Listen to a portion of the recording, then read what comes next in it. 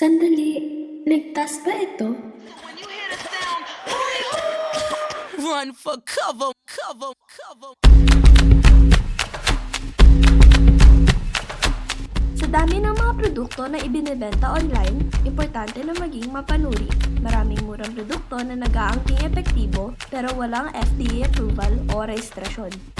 Ayon sa Consumer Act of the Philippines, ang Food and Drug Administration o FDA ay naglalayong protektahan ang mga mamimili laban sa mga mapanlinlang na practice, maling impormasyon at hindi ligtas na mga produkto. Upang malaman kung ang isang produkto ay rehistrado at talagang ligtas sa pagkonsumo, magpunta sa website ng FDA Verification Portal. Iwasan ang mga produktong walang sapat na impormasyon o label.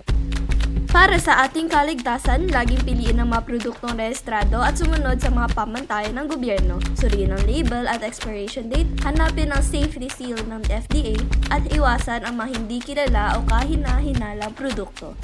Ang Consumer Act of the Philippines ay nagbibigay sa mga mamimili ng karapatan na magsampa ng reklamo kung ang produkto o serbisyo ay hindi tumutugon sa inahasahan o may depekto.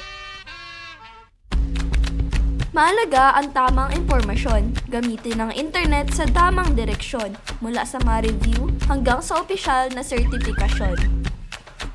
Pumili ng mga produkto na may malinaw at makatarungang pagpipresyo ayon sa The Price Act ng Batas Republika 7581. Don't stop, get it till your clothes get wet. Number one, drums go bump, bump, bump. This beat here will make your home bump jump.